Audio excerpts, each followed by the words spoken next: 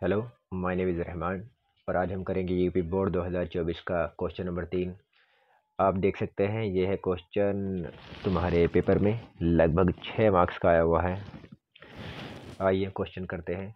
इस क्वेश्चन के अनुसार एक त्रिभुज का एक कोण दूसरे त्रिभुज के एक कोण के बराबर हो तथा इन कोणों को अंतर्गत करने वाली भुजाएं समानुपाती हों तो सिद्ध कीजिए दोनों त्रिभुज एक दूसरे के समरूप होते हैं। इसके कहने का अर्थ यह है कि यदि मान लीजिए हमारे पास दो त्रिभुज हैं, एक त्रिभुज है ABC और दूसरा त्रिभुज है DEF, और ये जो हमारे पास पहला वाला त्रिभुज है इसका एक कोण A, जो दूसरा वाला त्रिभुज है इसके एक कोण D के यदि बराबर हो और कोण A को अंतर्गत करने वाली भुजाएं, मतलब इसको इससे होकर एक साइड से होकर जाने वाली भुजाएं, जैसे ये कोण A है तो इसके साइड से ये होकर भुजा जा रही है, ये भुजा, ठीक है। और ये कोण A है, इसी के साइड दूसरी साइड से होकर जाने वाली भुजा है, ये भुजा है ना। जो हमारे पास दूसरा त्रिभुज है यानी ट्रायंगल है D, है ना, उसका जो कोण है हमारे पास D, उसकी जो साइड वाली भुजा है DE, और जो हमारे पास उसकी दूसरी साइड वाली भुजा है DF, उसके साथ अगर समानुपात में हो तब हमको प्रूफ करना है कि दोनों के दोनों त्रिभुज क्या होंगे, समरूप होंगे। इसको किस तरह प्रूफ कर सकते हैं? अगर देखा जाए तो इस सवाल के अंदर कुछ जो चीज़ें हैं वो हमको ऑलरेडी दी गई हैं और कुछ चीज़ें हमें क्या है प्रूफ करनी है। जैसे हम देखें, हमको दी गई है दो चीज़ें। पहली बात क्या दी गई है कि जो हमारे पास पहला त्रिभुज है उसका कोण A बराबर है दूसरे त्रिभुज के कोण D के। ये पहली बात हमको दी गई है। जो हमने यहाँ पर लिखा गया है, दिया गया है एंगल A बराबर एंगल D, एंगल A बराबर कितना, एंगल D। और जो दूसरी बात है, वो दूसरी बात ये दी गई है कि जो एंगल A की जो अंतर्गत करने वाली भुजाएं हैं ये, और एंगल D को जो अंतर्गत करने वाली भुजाएं हैं ये, दोनों भी क्या होंगी, समानुपात में होंगी। इसलिए लिखा गया है AB बटा DE बराबर होगा कितना, AC बटा DF के। इसको हमने मान लिया है इक्वेशन फर्स्ट। आइए हमें सिद्ध करना है। सिद्ध क्या करना है हमको? जो हमारे पास त्रिभुज है ABC, ये क्या होगा, समरूप होगा। समरूप होगा किसके? जो हमारे पास दूसरा त्रिभुज है DEF के, यानी कि दूसरा ट्रायंगल DEF के। मगर इसको पूरा करने के लिए हमें थोड़ी रचना करनी होगी। हमने यहाँ पर रचना की है, इंग्लिश मीडियम के बच्चे इसे कंस्ट्रक्शन लिख सकते हैं। यहाँ पर कहा गया है भुजा DE व DF पर, मतलब ये जो भुजा DE है इस DE पर और जो DF है इस DF पर दो बिंदु P और Q को लेते हैं। तो हमने दो बिंदु, एक तो हमारे पास भुजा है DE, इस पर हमने एक बिंदु ले लिया है P, और एक जो हमारे पास दूसरी भुजा है DF, इस पर हमने एक बिंदु ले लिया है P। अब इन दोनों बिंदु को हमने ऐसे करके मिला दिया है।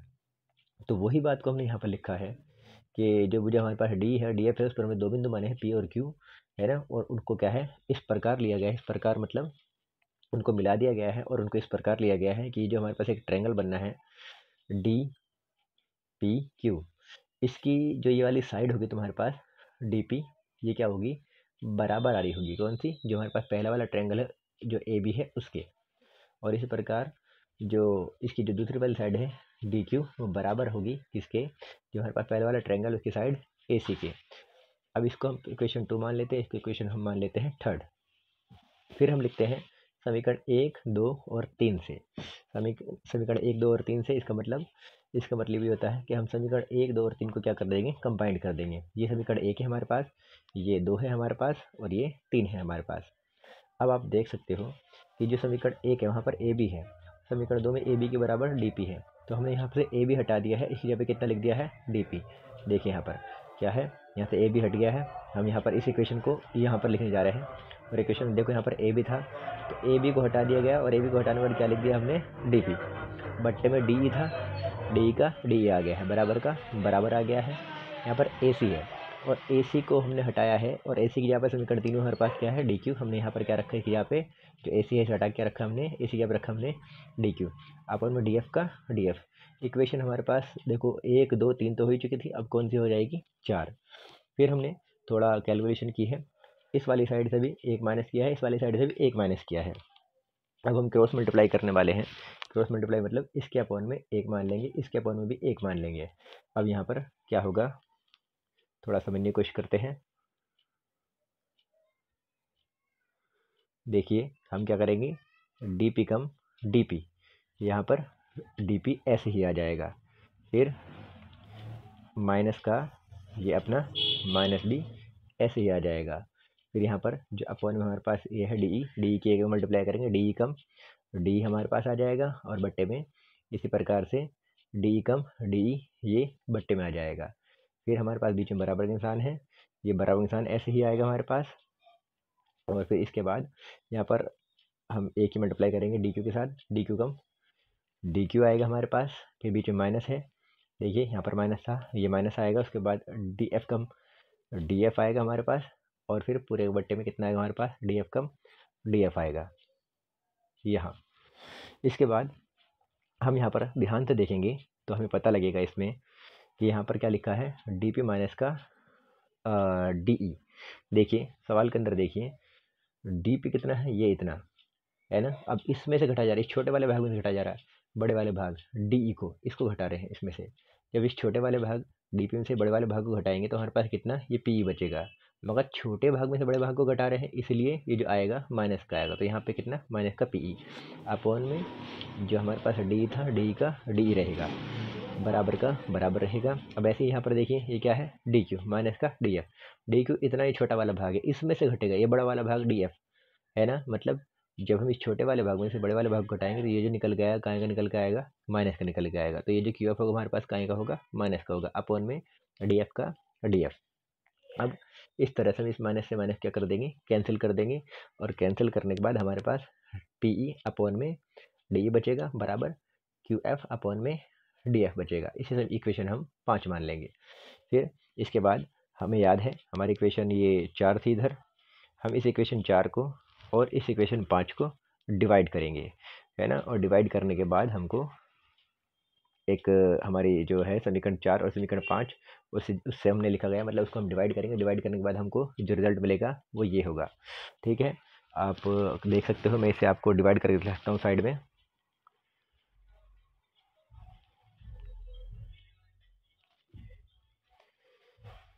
हम क्या करने वाले हैं, समीकरण 4 और समीकरण 5 को लेकर उसे डिवाइड करने वाले हैं। समीकरण 4 में देखिए यहाँ पर जो रिजल्ट आया उसमें पी ई ऊपर है, इसका मतलब क्या है, हमने समीकरण 5 को ऊपर रखा है।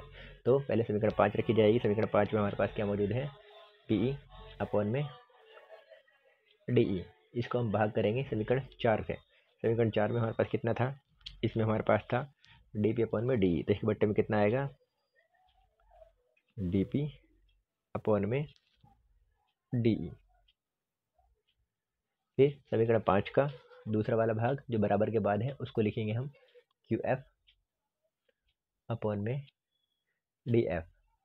और फिर इसको जो समीकरण 4 है उसके इधर वाले भाग से ही, यानी कि डी क्यू अपॉन में डी एफ से भाग दे देंगे, डी क्यू अपॉन में डी एफ। अब इसे थोड़ा सा कैलकुलेट करेंगे, यानी थोड़ा सॉल्व करेंगे। यहाँ पे कितना हो जाएगा हमारे पास, पी ई अपॉन में डी ई।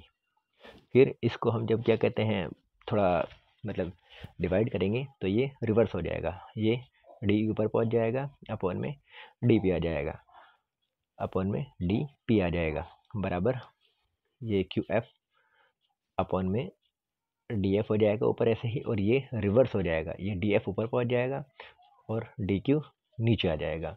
हम इससे इसे कैंसिल कर देंगे और इससे इसे कैंसिल कर देंगे, तो हमारे पास जो रिजल्ट आने वाला है वो कितना आने वाला है, पी अपॉन में डी पी, बीच में बराबर, और इस तरह से क्यू एफ अपॉन में डी क्यू। फिर अब हम ध्यान से देखें तो देखो हमें यहाँ पर इसे देखने के लिए मिल सकता है, ये पूरा पूरा इतना कितना है, पी ई अपॉन में कितना हमारे पास, डी पी, ठीक है। देखिए ये पी ई है अपना, पी ई है ना, और बट्टे में कितना हमारे पास, डी पी। इस प्रकार से ये हमारे पास जो निकल के आया है क्यू एफ और अपॉन में कितना हमारे पास के डी क्यू। जब दो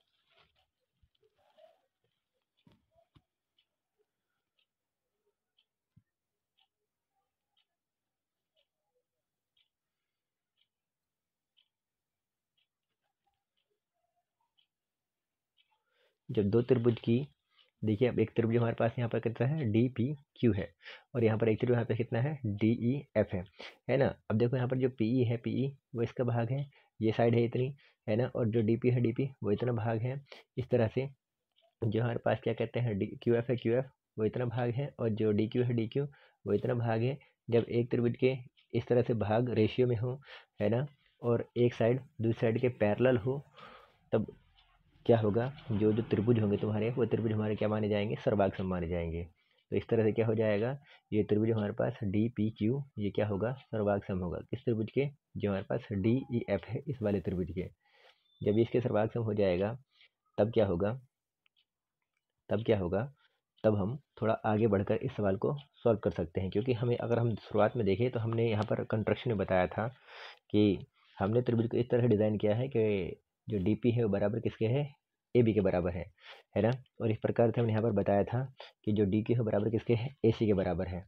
तो देखा जाए तो कुल मिला के हम ये कह सकते हैं, जो हमारे पास त्रिभुज है, देखिए ये हमने यहाँ पर रखा है, यहाँ पर ए बराबर डी पी, जो कि हमने शुरुआत में माना था ए बराबर डी पी, और जो हमने माना था क्या कहते हैं, डी क्यू बराबर ए सी, वो देखिए डी क्यू बराबर ए से रखा गया है ना। अब आप देखना यहाँ पर थोड़ा ध्यान से, यहाँ पे कितना है, डी पी क्यू है, देखा जाए तो ये जो है, इसमें जो डी पी है वो बराबर किसके है, ए बी के है ना, और जो डी क्यू है बराबर किसके है, ए सी के है, ठीक है। और ये वाला एंगल ये वाला एंगल के बराबर है। तो हम कह सकते हैं डायरेक्टली और इनडायरेक्टली दोनों तरफ हम कह सकते हैं कि ये जो त्रिभुज होगा डी पी क्यू, ये क्या होगा, बिल्कुल यही त्रिभुज होगा तुम्हारा ए बी सी वाला। तो हम इसको हटा देंगे, इसको हटाने के बाद यहाँ पर जो त्रिभुज रखेंगे वो क्या रख देंगे, हम अपना जो ये वाला त्रिभुज है ए बी सी ये रख देंगे। तो इसकी जगह पर ये आ जाएगा, फिर समरूपता का निशान ऐसे ही आ जाएगा, और यहाँ पर डी ई एफ आ जाएगा, है ना। इस तरह से जो हमारे पास ये वाला त्रिभुज है ए बी सी, ये क्या होगा, डी ई एफ के सर्वांग सम होगा। देखिए ये मैंने पहला सवाल बनाया है। अगर इसमें किसी को भी कोई दिक्कत आती है तो कमेंट सेक्शन में बता सकता है, और अगर किसी भी तरह की कोई परेशानी फेस हो रही है, या फिर कहीं भी मुझसे जल्दबाजी में या किसी भी तरह से कोई गलती रह गई है, तो आप उसको कमेंट सेक्शन में डिस्कस कर सकते हो। बड़ा दिल रखते हुए सुनिए, और अगर कोई मिस्टेक होती है तो मैं फिर से एक बार कहता हूँ कि माफ़ कीजिएगा थोड़ा उसके लिए, और बस यही कह रहा हूँ, माफ़ कीजिएगा उसके लिए, और धन्यवाद।